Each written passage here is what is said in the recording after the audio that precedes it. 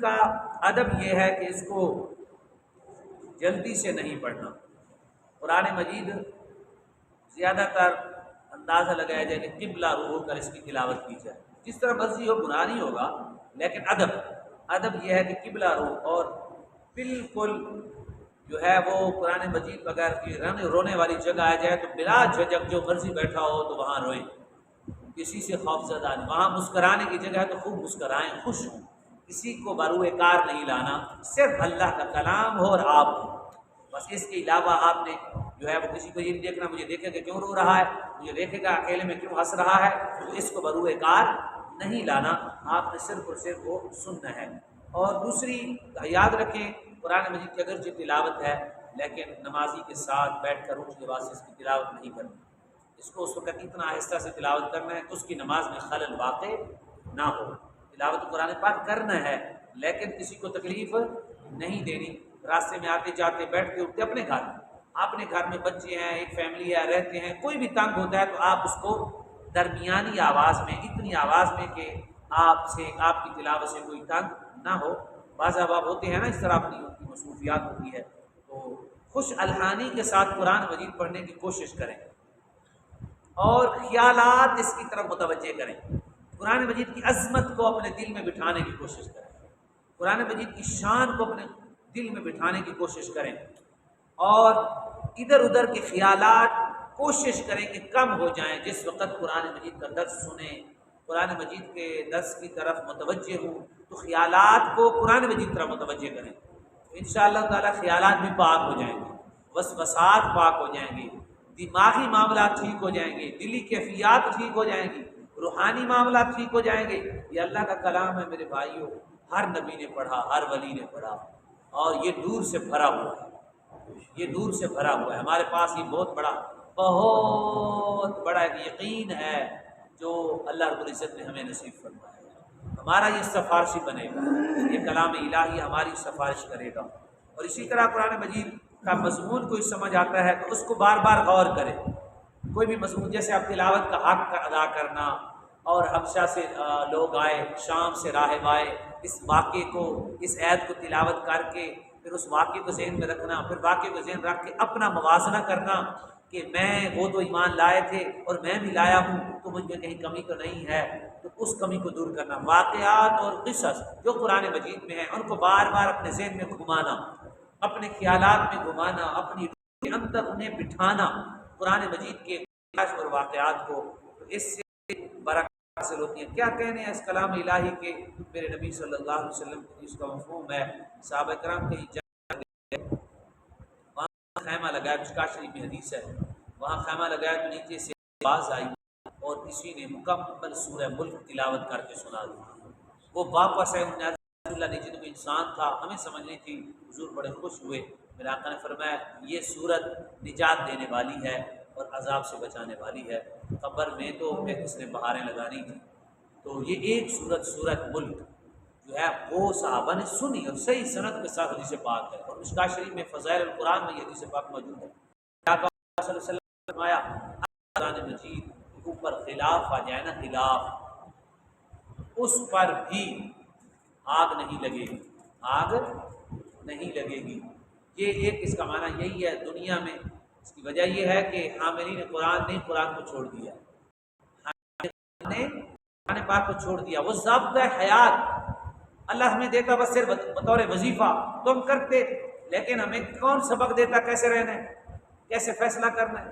کیسے کس کا مقام ہے، کیسے کس کا مرتبہ۔ شکر خدا ہے اس کا کہ ہم نے ساری زندگی کے طریقے، پھر قرآن اتنی عظیم کتاب کی اتنا ہی بڑا عظیم اپنا محبوب بھیج دیا، اپنا عظیم محبوب بھیج دیا، اور پھر اس نے وہ تکلیفیں، وہ صبر، وہ تحمل، وہ معجزات، وہ کرامات، وہ حسن، وہ جمال، وہ اخلاق ہمارے آقا نے قرآن مجید سے۔ سیدہ طیبہ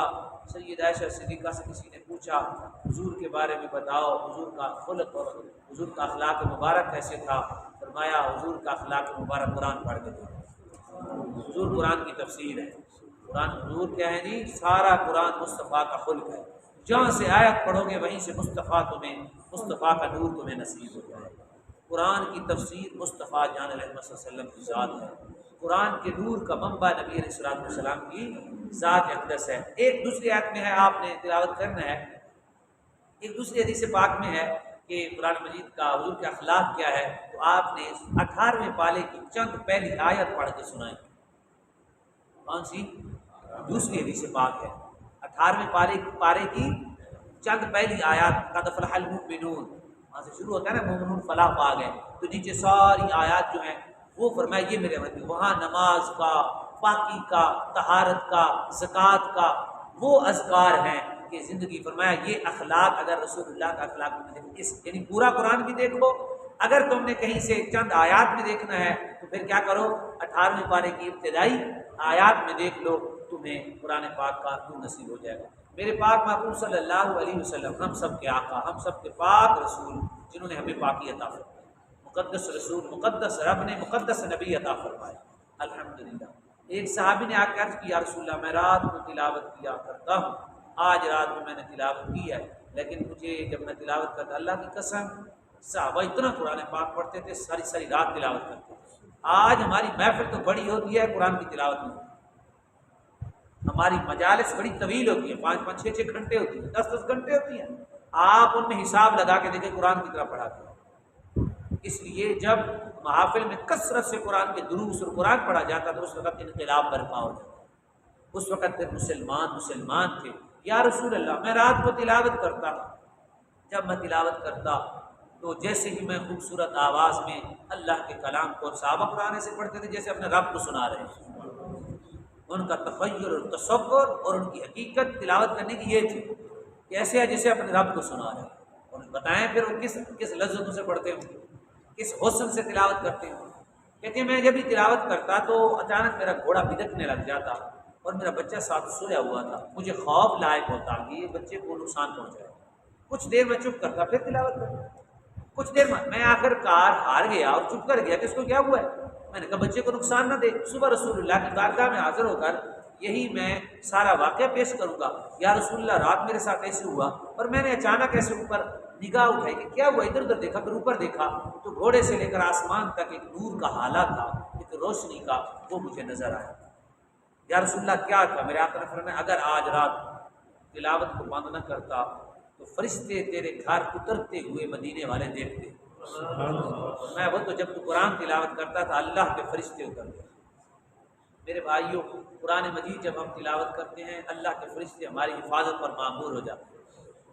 ہمارے ایک آیت ہے سورۃ الحشر، سورۃ الحشر کی آخری 3 آیات، اعوذ باللہ السمیع العلیم من الشیطان الرجیم، جو 3 مرتبہ پڑھ کے وہ 3 آیات پڑھے، واللہ الذی لا الہ الا هو عالم الغیب والشہادۃ هو الرحمن، میرے پاک رب کی پاک توحید ہے، سبحان اللہ۔ تو وہاں سے جو یہ 3 آیت صبح اور شام پڑھ لے، صبح پڑھے گا تو شام تک 70,000 فرشتے اس کی حفاظت پر معمور ہو جاتے ہیں۔ بتائیں یار، میں آپ کو بات بتاؤں، اب حقیقت میں حیران ہو جائیں گے، ہمارے یہاں کیونکہ یقین شبے میں چلا گیا۔ ہمارے ڈاکٹر صاحب ہیں، اللہ تعالیٰ ان کو دراز زندگی عطا فرمائے، بہت صالح اور نیک ہیں، میں اکثر آپ کو ذکر کرتا ہوں، ڈاکٹر زبیر صاحب سید زادے ہیں، اللہ ان کی عمر بڑھائے، تو وہ فرماتے ہیں میرا ایک مطلب چاہنے والا ہے، تعلق ہے اس کے ساتھ، وہ باہر رہتا تھا،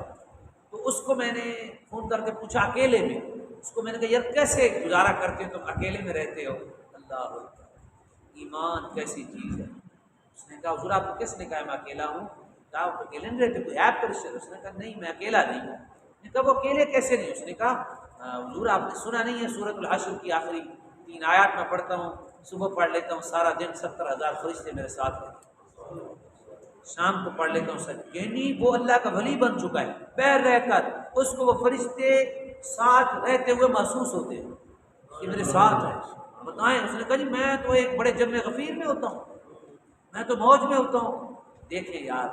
کیسا وہ آدمی ہے، اور یہ ہم سب کے لیے ہے، صرف محسوس کرنا ہے ہم نے پاکی کے ساتھ۔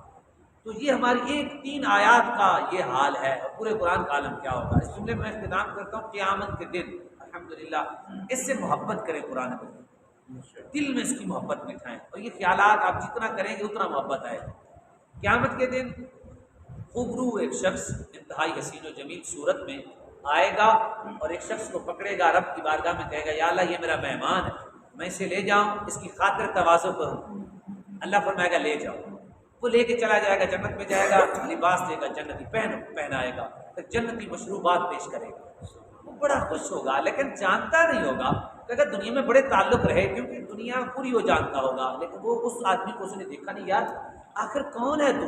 اس قدر یہ تو یہاں تو کوئی کسی کی بات نہیں سن رہا، اور بڑا سخت قسم کا حساب ہے، حشر نشر لگا ہوا ہے، اور اتنی میرا پروٹوکول اور اتنا احترام کسی نے پوچھا تک نہیں، اللہ نے بھی آپ سے نہیں پوچھا کہ اس کے حساب کتاب کروا لیا ہے، کہاں لے کے جا رہے ہو، اور اللہ نے کہا ٹھیک ہے لے جاؤ، تو کون ہے؟ تو اس نے آگے کہا، اس نے آگے سے حضور نے فرمایا کہے گا وہ کہ میں قرآن پڑھوں، تو مجھے دنیا میں محبت، میں آیا تھا تو نے میری مہمان نوازی کی، میرے ساتھ محبت کرتا تھا، میرے دروس میں شرکت کرتا تھا، درس قرآن یہ اللہ کی رحمت کا منبع ہے، درس قرآن اللہ کی انوار کا مرکز ہے،